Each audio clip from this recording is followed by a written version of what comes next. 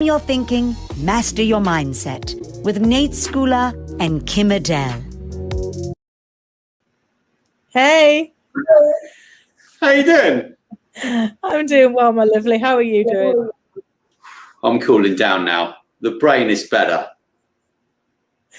Thank the Lord. Because yesterday Thank you, Lord. was painful, wasn't it? Kim, I even wore a special T-shirt today. Just. Bless you. And we probably did need free hugs after yesterday, didn't we? Look, I couldn't help it. I guess it was one of those moments where, sometimes when you kind of can't really think properly and you just start deluding yourself, and then you start sharing that delusion with everybody else. And then you can't kind of pull it back. So, I mean, we started, didn't we, with you very excitedly telling me that you had pretty much built the page that we needed to build for our website. And then we went into the page, didn't we? And you hadn't actually built it at all. You changed the name of it. And then we went in and we looked at every page and you were like, yeah. Well, it's nearly there, Kim. It's nearly there. So an hour and a half in, when all you could actually say to me was, but I did yesterday's work, tomorrow's work, the day earlier. I was like, you didn't actually do it, did you? Because all you did was change the title. And then you kept going, but Kim, I don't think you understand. It's 30 degrees. It's 30 degrees. So I carry on trying to build it with you going, but I don't think you understand, Kim. It's 30 degrees. And then my personal favorite, when we'd spent at this point an hour and a half building the page that you'd almost completed, he went, I don't think you know, I walked up a hill and didn't die. Kim, it was really hot.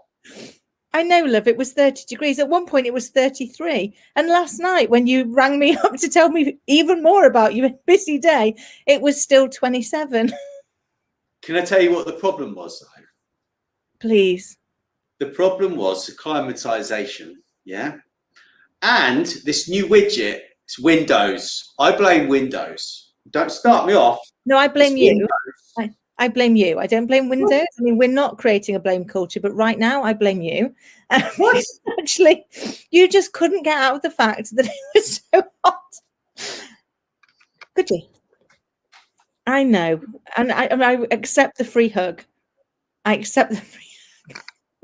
So no, we don't have a blame culture, no. No, we don't. Which is a good I was hot and I had attempted to do tomorrow's work today, Kim. That was what it was. And it was, but look, an hour in, you probably needed to stop telling me that you'd almost done the page. The problem was this little note on my machine down the bottom there that said 31 degrees. I don't think that was the problem, love.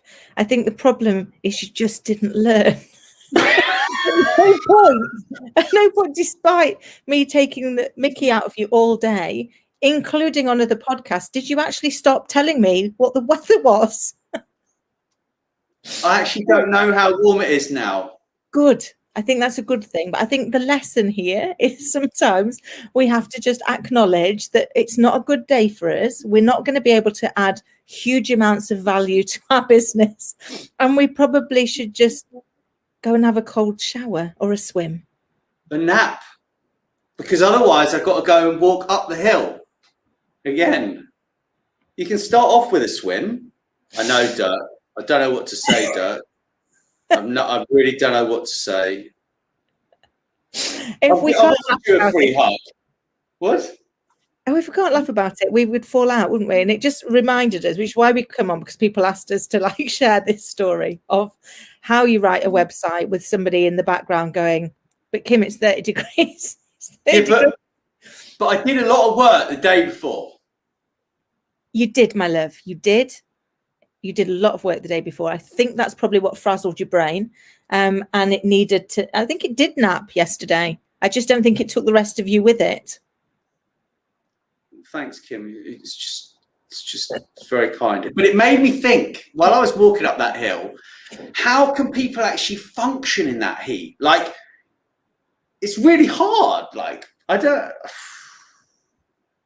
Yeah, I think I think we do have to acclimatize, don't we? We have to get ourselves in that place that says, are we set up for success? And if we're not set up for success, what can we do differently to enable us to be in a better place? And sometimes, and we do this a lot, sometimes you just have to say, it's not going to be good today.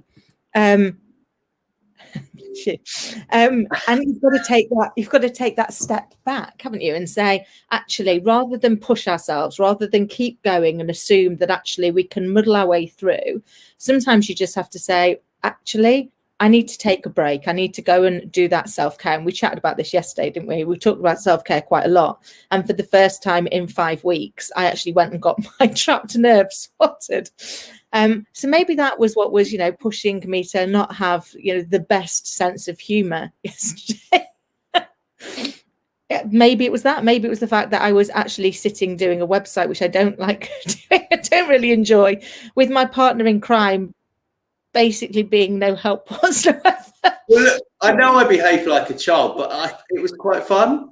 Like, never lose that childish hilarity. That's what I say. Absolutely. If you can't have a little bit of fun, then the world is a much sadder place.